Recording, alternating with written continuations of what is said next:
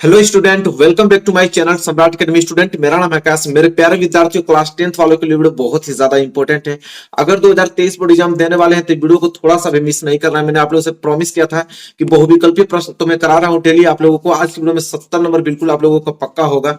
आज मैं subjective question लेकर आया हूँ, ठीक है। जो कि मैं आप लोगों को बताया था कि 50 महत्वपूर्ण प्रश्न अगर आप याद कर लेते हो तो इससे बाहर बोर्ड एग्जाम में नहीं आएगा, कभी नहीं आ सकता, ठीक है। टारगेट 95% लेके मैं तैयारी करा रहा हूँ। उन्हीं 50 क्वेश्चनों में से मोस्ट इंपोर्टेंट क्वेश्चन आप लोगों को कराने वाला हूँ आज की वीडियो में।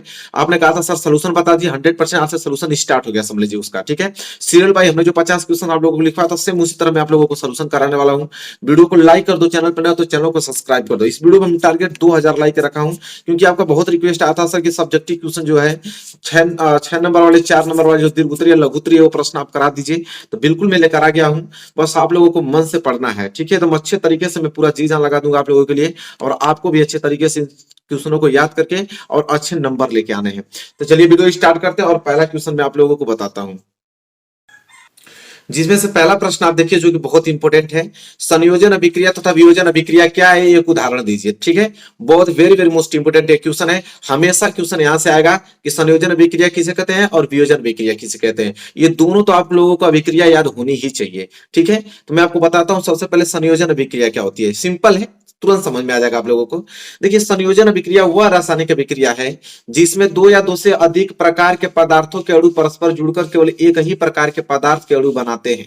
मतलब कह रहा है कि संयोजन अभिक्रिया में कोई दो पदार्थ के अणु जुड़कर केवल एक पदार्थ के अणु बनाएंगे, उसे हम संयोजन अभिक्रिया कहते हैं। सिंपल उदाहरण से समझ में आ जाएगा बिल्कुल आप लोगों को। देखिए, जैसे उदाहरण में हमने पहला लिया है कि सोडियम धातु क्लोरीन में जलकर सोडियम क्लोराइड बनाती है। जैसे यहाँ पे देखिए सोडियम एक धातु है, ठीक है, और क्लोरीन भी एक यहाँ पे धातु है। अब दोनों धातु मिलकर, सोडियम और क्लोरीन दोनों मिलकर एक आपका पदार्थ बना रहा है, ठीक है, सोडियम क्लोराइड बना रहा है, ठीक है। या तो आप इस तरह कह सकते हो कि दो या दो से अधिक अभिकारक मिलकर एक उत्पाद बनाता है। दो या दो से अधिक अभिकारक मिलकर एक उत्पाद बनाता है, उसे हम संयोजन अभिक्रिया कहते हैं। या तो तुम कह सकते हो कि संयोजन अभिक्रिया वह रासायनिक अभिक्रिया है जिसमें दो या दो से अधिक प्रकार के पदार्थ के अणु परस्पर जुड़कर केवल एक ही प्रकार के पदार्थ के अणु बनाते हैं, उसे संयोजन अभिक्रिया कहते हैं। सिंपल आप उदाहरण दे देना, यहाँ पे सोडियम है, क्लोरीन है, दोनों सोडियम क्लोरीन आपस में अभिक्रिया करके सोडियम क्लोराइड बना दिया, केवल एक पदार्थ के अणु बना दिया, संयोजन अभिक्रिया कहलाएगा। सिंपल, देखिए याद हो गया कि नहीं आप लोगों को। संयोजन अभिक्रिया इंपॉर्टेंट है, आप लोगों को याद होना ही चाहिए, ठीक है। आप देखिए और कुछ मैं इसके नीचे आप लोगों को और अच्छी चीजें बता देता हूं, क्योंकि ये 4 नंबर के लिए प्रश्न पूछे जाएंगे। देखिए लिखा है कि संयोजन अभिक्रिया में असंतृप्त हाइड्रोकार्बन जैसे एल्कीन हुआ अथवा एल्काइन और अणु का किसी परमाणु अथवा परमाणु समूह से योग होता है तथा असंतृप्त अणु का कोई भाग अणु से पृथक नहीं होता है, जैसे एथिलीन C2H4 है और तथा एसिटिलीन आपका C2H2 है। हेलोजन, हाइड्रोजन और सल्फ्यूरिक अम्ल, हाइड्रोजन साइनाइड, अल्कोहल आदि से संयोजन अभिक्रिया करते हैं, ठीक है। तो यहाँ पे जैसा कि देख पा रहे हैं कि एथिलीन है, एथिलीन हाइड्रोजन के साथ अभिक्रिया करके 2 या 300 डिग्री पे तापमान पे उसको आप गर्म करोगे तो आपका एथेन में बदल जाता है। ये भी आप एक्स्ट्रा पॉइंट याद कर लो, ठीक है। क्योंकि 4 नंबर के लिए पहले क्या होता था कि यही प्रश्न 2 नंबर के लिए आता था, लेकिन अब 2 नंबर के लिए आएगा नहीं ये प्रश्न, अब 4 नंबर के लिए प्रश्न आएगा, क्योंकि लघुत्तरी आएगा और दीर्घोत्तरी आएगा। इसलिए लघुत्तरी को इस प्रश्न को थोड़ा बड़ा कर दिया हुआ, ठीक है, क्योंकि 4 नंबर आपको देगा तो थोड़ा बड़ा आपको लिखना पड़ेगा, नहीं तो यही प्रश्न पहले 2 नंबर के लिए आते थे, तो आपको पूरा याद करना पड़ेगा इसको, ठीक है। तो यहाँ पे आई होप आपको क्लियर हो गया होगा, इसको नोट कर लीजिए मेरे प्यारे विद्यार्थियों। यहाँ से पहले आपको संयोजन अभिक्रिया समझा गया ना आप लोगों को। चलिए संयोजन अभिक्रिया पूरा नोट कर लीजिए। नहीं तो पहले आप लोगों का बस इतना ही रहता था, यहां तक रहता था, 2 नंबर मिल जाता था, लेकिन 4 नंबर के लिए प्रश्न पूछा जा रहा है, इसलिए नीचे वाला भी हम लोग कुछ एक्स्ट्रा पॉइंट जो है चीज हम लोग बताया आप लोगों को कि आपका एथिलीन है हाइड्रोजन के साथ अभिक्रिया करके उसको गर्म करेंगे तो एथेन में बदल जाएगा। तो ये भी चीज आपको लिखना पड़ेगा। तो मेरे प्यारे विद्यार्थियों, यहाँ तक संयोजन अभिक्रिया भी आप लोगों को कंप्लीट हुआ। अभी वियोजन अभिक्रिया बाकी है, क्योंकि इसमें बोला वियोजन अभिक्रिया क्या है। तो वियोजन अभिक्रिया क्या है देखिए यहाँ पे हम लोग पढ़ेंगे। तो वियोजन अभिक्रिया आप हेडिंग डालो, दूसरा लिखो। वियोजन अभिक्रिया देखिए यह है, देखिए वियोजन अभिक्रिया वह रासायनिक अभिक्रिया है जिसमें कोई यौगिक अपने अवयवी तत्वों अथवा छोटे छोटे सरल यौगिकों में वियोजित हो जाता है और यह अभिक्रिया उष्मा प्रकाश अथवा विद्युत धारा द्वारा संपन्न होती है। वियोजन अभिक्रिया निम्नलिखित 2 प्रकार की होती है। देखिए मेरे प्यारे विद्यार्थी, जस्ट संयोजन का उल्टा है। संयोजन क्या होता था कि 2 या 2 से अधिक पदार्थ के अणु मिलकर एक पदार्थ के अणु बनाता था ना। इसमें क्या होगा कि एक पदार्थ के अणु एक पदार्थ के अणु कई यौगिकों में विभाजित हो जाएगा, ठीक है, कई यौगिकों में टूट जाएगा। और यह प्रक्रिया उष्मा से होती है, प्रकाश से होती है और विद्युत द्वारा होती है, ठीक है। कैसे जानते हैं?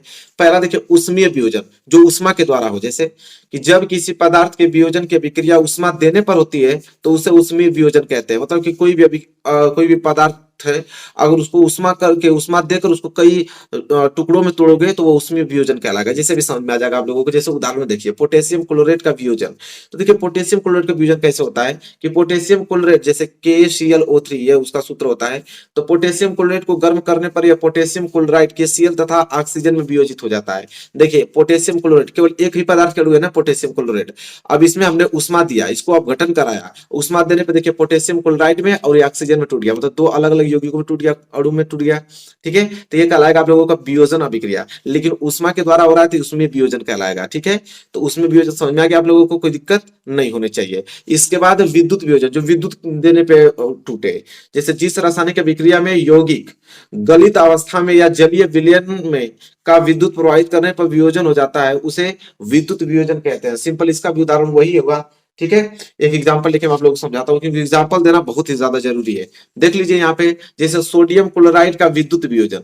कह रहा है कि गलित सोडियम क्लोराइड में विद्युत धारा प्रवाहित करने पर यह सोडियम तथा क्लोरीन में वियोजित हो जाता है। देखिए, तो सोडियम क्लोराइड आप लोगों का, सोडियम क्लोराइड एक पदार्थ है, इसको विद्युत वियोजन हमने किया, विद्युत वियोजन से हमने इसे सोडियम और क्लोरीन में तोड़ दिया, तब विद्युत वियोजन अभिक्रिया कहलाएगा, ठीक है। विद्युत देने पे अगर अपने अणुओं में टूट जा रहा है, दो या दो से अधिक अणुओं में टूट जा रहा है, तो यह विद्युत वियोजन कहलाएगा। और उष्मा देने पे टूट जाता तो उसमें वियोजन कहते हैं, जैसे अभी हमने पहले देखा इसका, ठीक है। चलिए, आई होप आपको क्लियर हो गया होगा, यहां से पूरा कंप्लीट हो गया आप लोगों का। संयोजन अभिक्रिया, वियोजन अभिक्रिया दोनों कंप्लीट हो गया, ठीक है। चलिए मेरे प्यारे विद्यार्थियों, अब हम बढ़ेंगे अगले क्वेश्चन की ओर। क्वेश्चन में अब दिखाता हूं मैं नेक्स्ट। अगला क्वेश्चन बहुत ज्यादा इंपॉर्टेंट है, उसको देखिए, जो कि एग्जाम में आप लोगों के आएगा। ये वाला प्रश्न वेरी वेरी मोस्ट इंपोर्टेंट है कि उष्मा छेपी को दहन अभिक्रिया भी कहते हैं, याद रखिएगा। कभी कभी दहन अभिक्रिया ही पूछ लेता है। उष्मा छेपी दहन एवं उष्मा शोषी अभिक्रिया का क्या अर्थ है, उदाहरण दीजिए। Very very most important question है मेरे प्यारे विद्यार्थी, स्टार लगा लो आप इस प्रश्न को। हर साल एग्जाम में आते हैं, इस बार भी आएंगे, ठीक है। उष्मा छेपी या उष्मा शोषी अभिक्रिया का क्या अर्थ है, चलिए जानते हैं भैया। आइए देखिए, उष्मा छेपी अभिक्रिया जिसे दहन अभिक्रिया कहते हैं, कह रहा है कि जिन रासायनिक अभिक्रियाओं में उत्पाद के निर्माण के साथ साथ उष्मा भी उत्पन्न होती है, उन्हें उष्मा छेपी दहन अभिक्रिया कहते हैं। कह रहा है कि दुनिया की कोई भी आप अभिक्रिया कर रहे हो, अगर अभिक्रिया कर रहे हो, उत्पाद जैसे अभिकारक होता है, अभिकारक मिलकर उत्पाद बनाता है ना, तो उत्पाद में अगर उष्मा निकल गई, ठीक है, तो उत्पाद में अगर उष्मा निकल रही है तो आप उसमें उष्मा छेपी अभिक्रिया कहोगे, 100% कहोगे। जैसे उदाहरण में प्राकृतिक गैस का दहन पूछता है बहुविकल्पी में भी कि प्राकृतिक गैस का दहन कैसी अभिक्रिया है, तो उष्मा छेपी अभिक्रिया है। देख लीजिए, जैसे यहाँ पे प्राकृतिक गैस का दहन, जैसे मीथेन है, इसको हमने ऑक्सीजन की उपस्थिति में जलाया तो ये आपका कार्बन डाइऑक्साइड बनाया, जल बनाया और उष्मा बनाया। तो देखिए ये तो अभिकर्मक हो गया, ये हो गया उत्पाद। अभिकर्मक मिलकर उत्पाद बनाते हैं, तो उत्पाद में देखिए उष्मा निकल रहा है ना। तो किसी भी रासायनिक अभिक्रिया में अगर उत्पाद में उष्मा निकलेगा तो आप उसको आसानी से उष्मा छेपी अभिक्रिया बोल सकते हो। तो ये एग्जाम्पल दे देना, आपका उष्मा छेपी अभिक्रिया कंप्लीट हो गया। अब बारी आएगी उष्मा शोषी पे।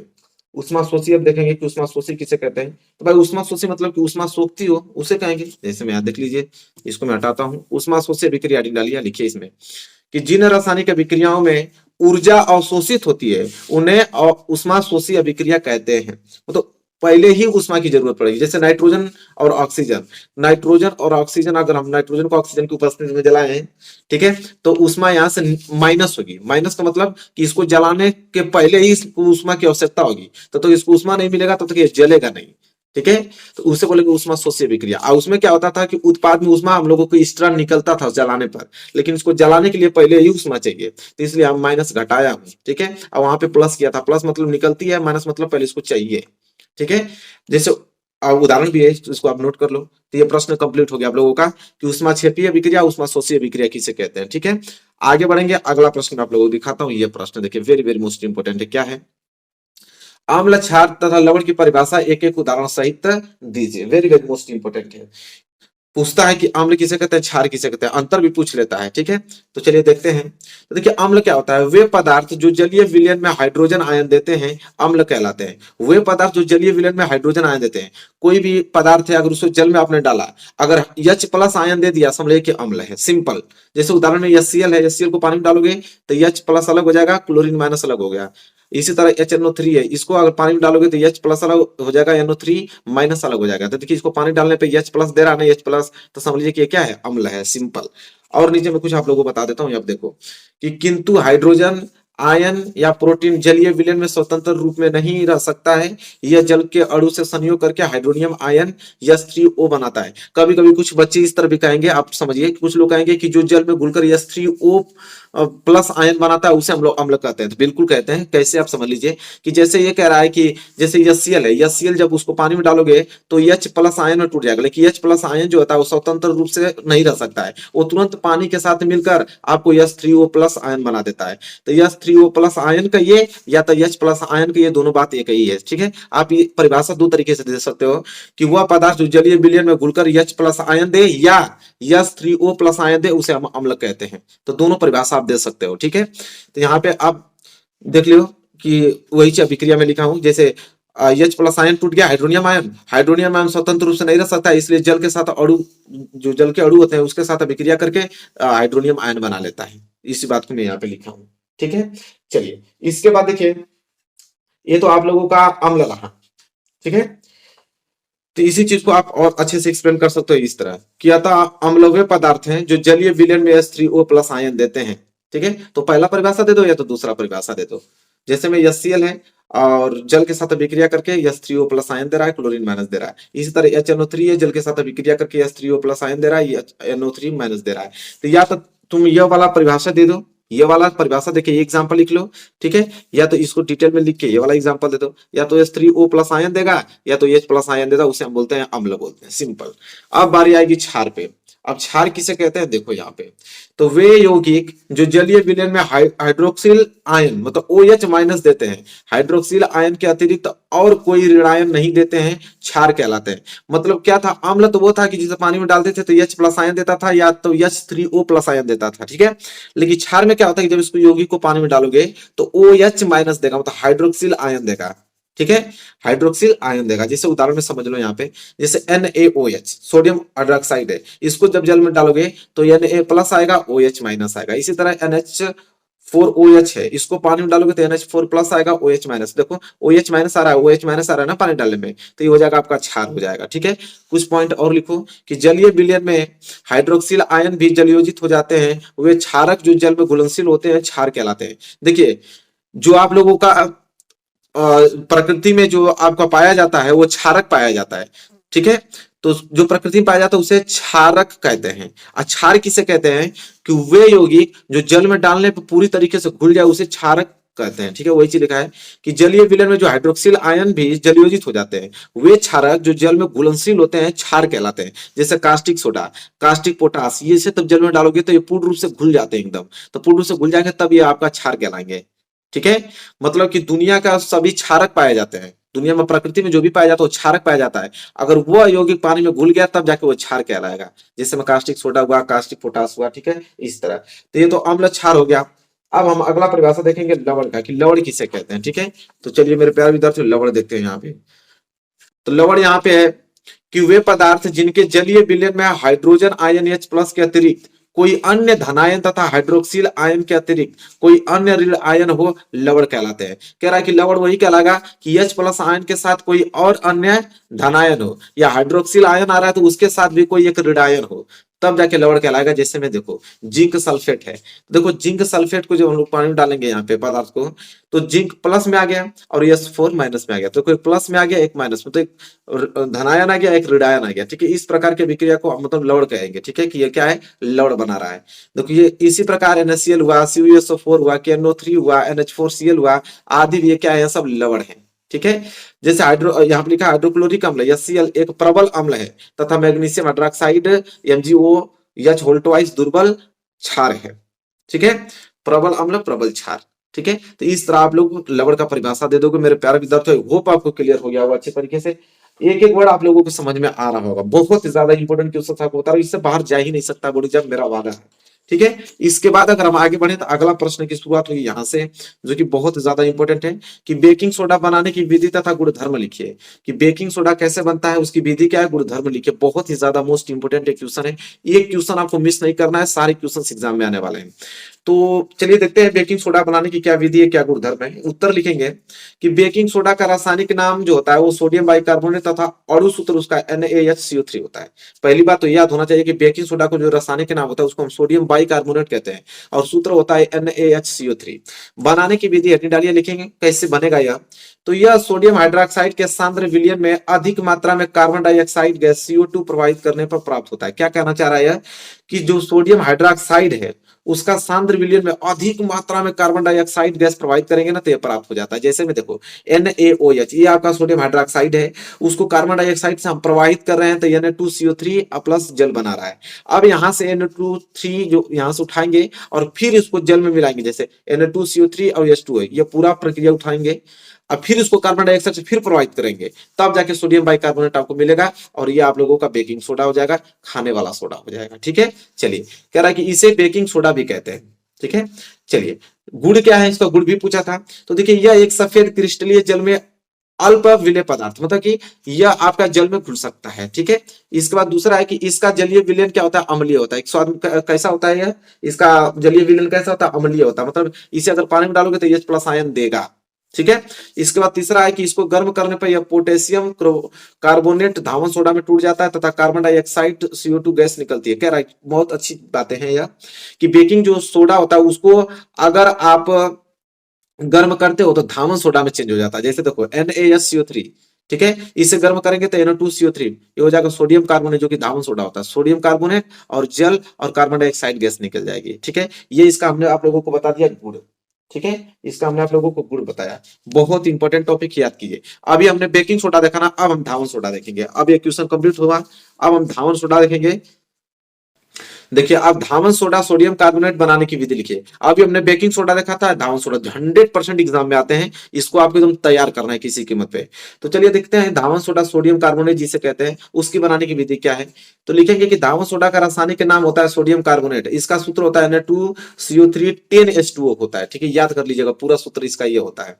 बनाने की विधि क्या है, तो कास्टिक सोडा के सांद्र विलयन में कार्बन डाइऑक्साइड प्रवाहित करने पर सोडियम कार्बोनेट का विलयन प्राप्त होता है, जिसका वाष्पन करने पर सोडियम कार्बोनेट के क्रिस्टल प्राप्त होते हैं। जैसे देखिए ये आपका कास्टिक सोडा है NaOH, इसमें अगर हम कार्बन डाइऑक्साइड प्रवाहित करते हैं तो ये बनेगा सोडियम कार्बोनेट, ये Na2CO3 10H2O बन जाएगा। ठीक है, कह रहा है कि सोडियम कार्बोनेट को कपड़े धोने का सोडा तथा सोडा एस के नाम से भी जाना जाता है। तो कितना सिंपल है कि कास्टिक सोडा ले लो, कार्बन डाइऑक्साइड उसमें प्रवाहित कर दो, सोडियम कार्बोनेट बन जाएगा सिंपल और जल बन जाएगा। अगर है कि सोडियम कार्बोनेट को कपड़े धोने का सोडा भी कहते हैं और सोडा एस के नाम से भी जाना जाता है। ठीक है, और देखिए यह बहुत सारी चीजों से अभिक्रिया करता है। जैसे मैं एक चीज आप लोगों को बता देता हूँ यहाँ पे, जैसे BaCl2 से क्रिया कर लेता है, बेरियम क्लोराइड से क्रिया करता है तो क्या बनाता है, तो कह रहा है यह BaCl2 को BaCO3 में बदल देता है, मतलब कि बेरियम क्लोराइड को बेरियम यहाँ पे कार्बोनेट में बदल देगा।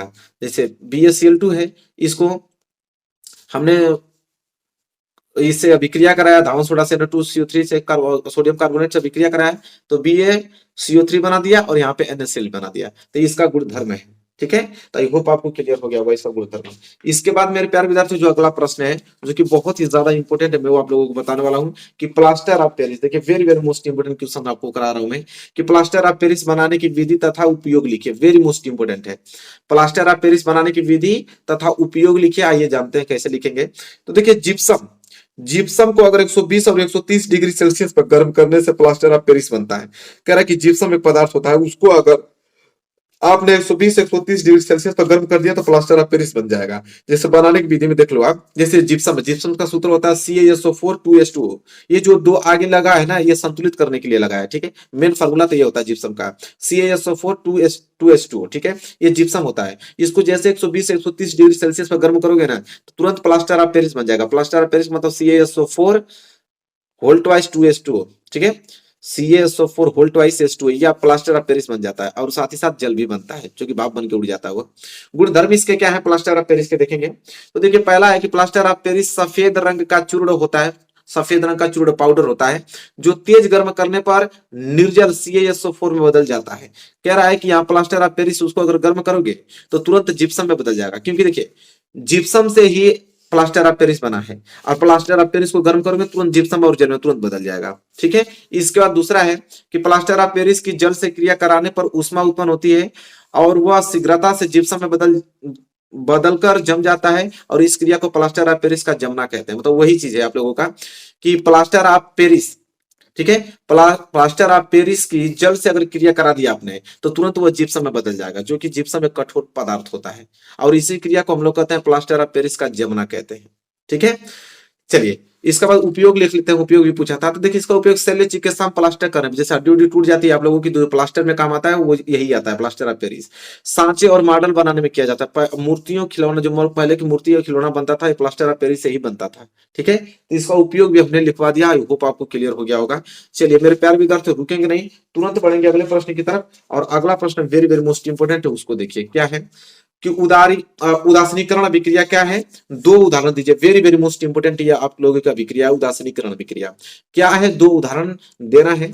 तो चलिए देखते हैं, उत्तर में लिखेंगे कि अम्ल एवं क्षारक को अभिक्रिया के परिणाम स्वरूप लवण तथा जल प्राप्त होते हैं तथा इस क्रिया को उदासीनीकरण अभिक्रिया कहते हैं। सिंपल, अम्ल है कोई क्षार है, अम्ल और क्षार अगर आपस में अभिक्रिया करके लवण तथा जल बना दिया, समझ लीजिए कि उदासीनीकरण अभिक्रिया। सिंपल में आप याद करो कि अम्ल और क्षार दोनों मिलकर लवण तथा जल बना दिया, उदासीनीकरण अभिक्रिया कहलाएगा। जैसे उदाहरण में देख लो, सोडियम हाइड्रोक्साइड तथा हाइड्रोक्लोरिक अम्ल की अभिक्रिया। तो देखो यहाँ पे सोडियम हाइड्रोक्साइड ये आपका क्षार हुआ और हाइड्रोक्लोरिक अम्ल हुआ, तो देखो क्षार और अम्ल मिलकर इधर NaCl का लवण बना रहा है और जल, तो इसे आराम से उदासीनीकरण अभिक्रिया करोगे, क्योंकि अम्ल और क्षार मिलकर लवण तथा जल बनाते हैं, उसी को हम उदासीनीकरण अभिक्रिया कहते हैं। एग्जाम्पल में लिख दो। एक उदाहरण और दूंगा, मानूंगा नहीं, एक उदाहरण और है कि पोटेशियम हाइड्रोक्साइड तथा हाइड्रोक्लोरिक अम्ल की अभिक्रिया। तो यहाँ देखो पोटेशियम हाइड्रोक्साइड जो कि क्षार है और यहाँ पे देखो हाइड्रोक्लोरिक जो कि अम्ल है, ये आपस में अभिक्रिया करके देखो KCl का लवण बना रहा है और जल बना रहा है, इसे हम तुरंत बोलेंगे कि यह तो उदासीनीकरण अभिक्रिया है भाई। ठीक है, तो मेरे प्यारे विद्यार्थियों आज की वीडियो में इतना ही रहने देते हैं, तुरंत आगे मिलेंगे, एकदम 50 क्वेश्चन हम लोग एकदम अच्छे तरीके से कर लेंगे, एक प्रश्न छोड़ने वाला नहीं हूं। ठीक है, और पूरा क्वेश्चन आपको समझ में आ रहा होगा, तो मेरे प्यारे विद्यार्थियों इसको रट लो, अच्छे तरीके से याद कर लो। ठीक है, यहाँ से एग्जाम में बाहर एक भी प्रश्न जाने वाला नहीं है। तो वीडियो कैसी लगी बताइए, वीडियो अच्छी लगी तो लाइक कीजिएगा, चैनल पर नया तो चैनल को सब्सक्राइब करके बेल आइकन को प्रेस कर लीजिएगा। मिलेंगे एक प्यारे से नेक्स्ट वीडियो में, तब तक के लिए धन्यवाद।